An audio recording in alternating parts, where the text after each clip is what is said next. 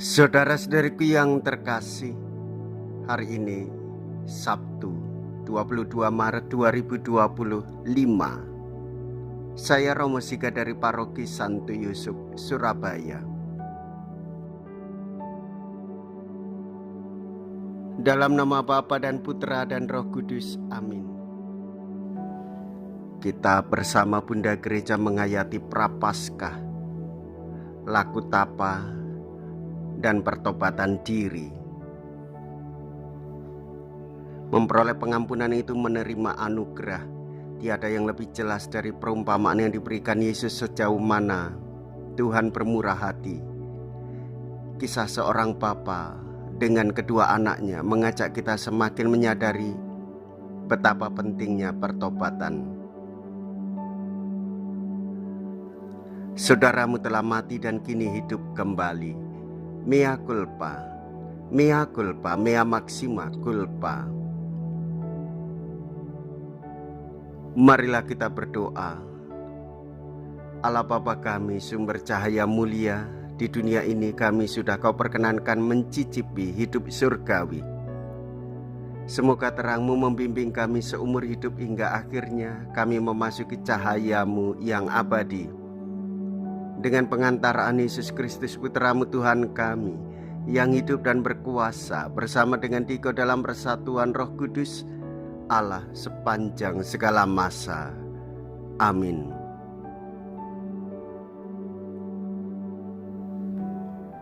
Tuhan bersamamu dan bersama rohmu. Inilah Injil suci menurut Lukas. Dimuliakanlah Tuhan. Lukas bab 15 ayat 1 sampai dengan ayat 3, dilanjutkan dengan ayat 11 sampai dengan ayat 32.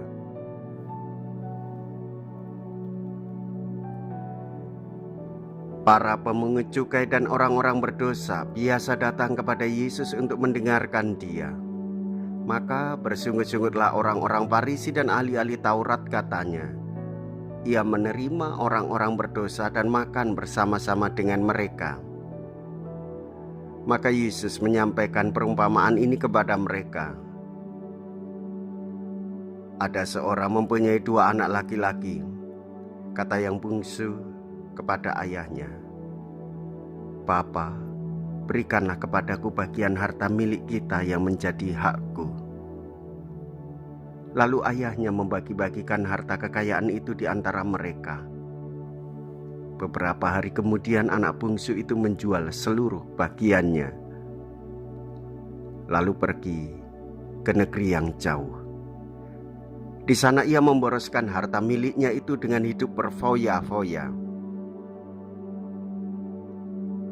Setelah dihabiskan harta miliknya, timbullah bencana kelaparan di negeri itu dan ia pun mulai melarat. Lalu ia pergi dan bekerja pada seorang majikan di negeri itu. Orang itu menyuruhnya ke ladang untuk menjaga babi. Lalu ia ingin mengisi perutnya dengan ampas yang menjadi makanan babi itu, tetapi tidak seorang pun yang memberikannya kepadanya. Lalu ia menyadari keadaannya, katanya, betapa banyak orang upahan Bapakku yang berlimpah-limpah makanannya, tetapi aku di sini mati kelaparan. Aku akan bangkit dan pergi kepada Bapakku dan berkata kepadanya, Bapa, aku telah berdosa terhadap surga dan terhadap Bapa. Aku tidak layak lagi disebut anak Bapa. Jadikanlah aku sebagai salah seorang upahan Bapa. Maka bangkitlah ia dan pergi kepada bapaknya. Ketika ia masih jauh, ayahnya telah melihat dia, lalu tergeraklah hatinya oleh belas kasihan. Ayah itu berlari mendapatkan dia, lalu merangkul dan mencium dia.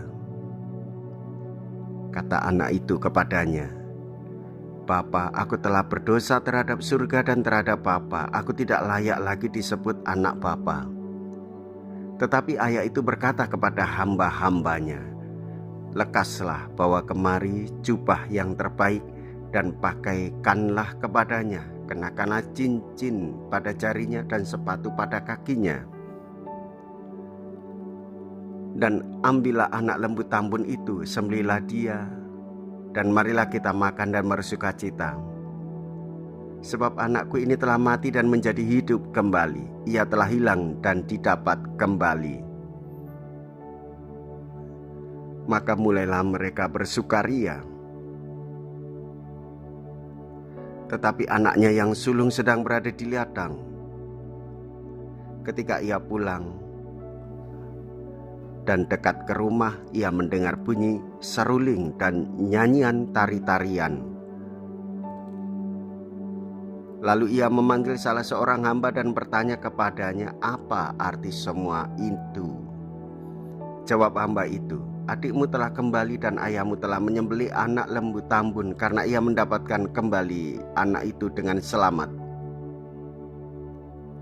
Maka marahlah anak sulung itu dan ia tidak mau masuk. Lalu ayahnya keluar dan berbicara dengan dia.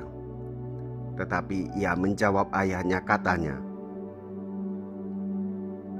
"Telah bertahun-tahun aku melayani Bapa dan belum pernah aku melanggar perintah Bapa, tetapi kepadaku belum pernah Bapa memberikan seekor anak kambing pun untuk bersukacita dengan sahabat-sahabatku. Tetapi baru saja datang anak Bapa yang telah memboroskan harta kekayaan Bapa bersama dengan pelacur-pelacur, maka Bapa menyembelih anak lembu tambun itu untuk dia." Kata ayahnya kepadanya, "Anakku, engkau selalu bersama-sama dengan aku dan segala kepunyaanku adalah kepunyaanmu. Kita patut bersukacita dan bergembira karena adikmu telah mati dan menjadi hidup kembali. Ia telah hilang dan didapat kembali."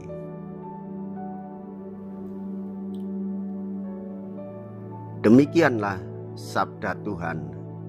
Terpujilah Kristus.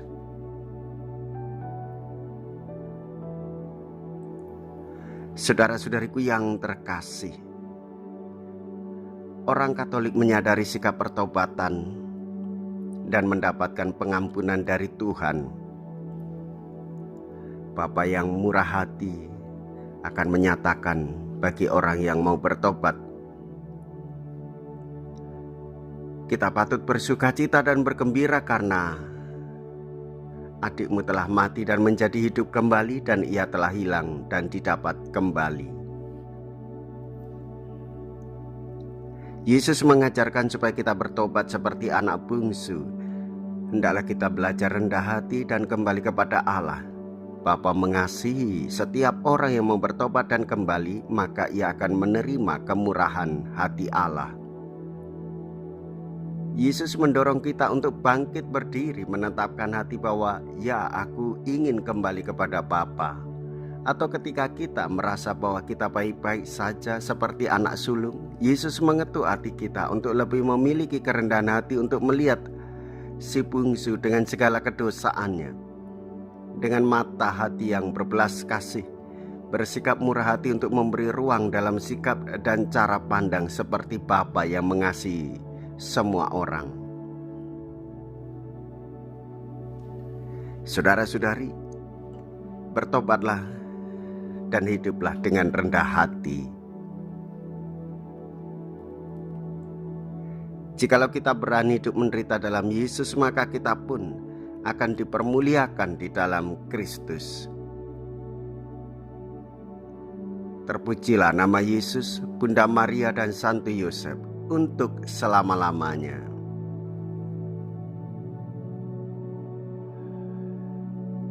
Marilah kita berdoa. Allah Bapa yang Maha Kudus, semoga kekuatan sakramen-Mu meresapi lubuk hati kami, sehingga kami sanggup menjalankan kehidupan Kristiani yang dewasa dalam iman, dengan pengantaraan Kristus Tuhan kami. Amin. Tuhan beserta kita sekarang dan selama-lamanya. Semoga Allah yang Maha Kuasa memberkati saudara sekalian, Bapa dan Putra dan Roh Kudus. Amin. Saudara-saudariku yang terkasih, pergilah. Ibadah sabda sudah selesai. Syukur kepada Allah.